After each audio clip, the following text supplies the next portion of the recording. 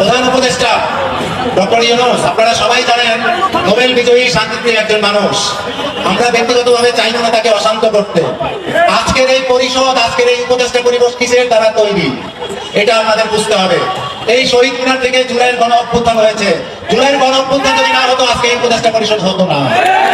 তারপরে এই উপদেষ্টা পরিষদের আমি এই কথাগুলো বলছি কেন পেয়েছি, কেন আমাদের প্রয়োজন এবং আমাদের অধিকার। জুলাই গণ অভ্যুত্থানের পরে দেশে যখন ভঙ্গুর অবস্থা, দেশের যখন টাকা পয়সা লুটপাট করে ফ্যাসিস্টরা নিয়ে গেছে, তখন এই আমরা কর্মচারী, সরকারি কর্মচারী, আধা সাহিত্য স্বায়ত্তশাসিত সবাই মিলে এই আমাদের বেতনের টাকাটাই পুরো বাংলাদেশে ঘুরেছে, রোলিং হয়েছে এবং আমাদের টাকায় এই সরকার চলেছে আমি মনে করি।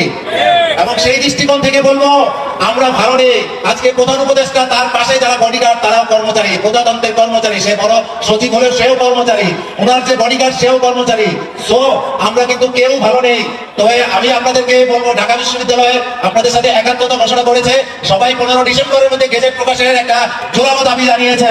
আমি ঢাকা বিশ্ববিদ্যালয় পরিবারের পক্ষ থেকে এবং ঢাকা বিশ্ববিদ্যালয়ের ঐতিহ্যবাহী সংগঠন কর্মচারী সমিতির পক্ষ থেকে হুঁশিয়ারি উচ্চারণ করে বলে দিতে চাই, 15 তারিখ না, আমরা 10 তারিখের ভিতরে ঢাকা বিশ্ববিদ্যালয় গেজেট প্রকাশ চাই।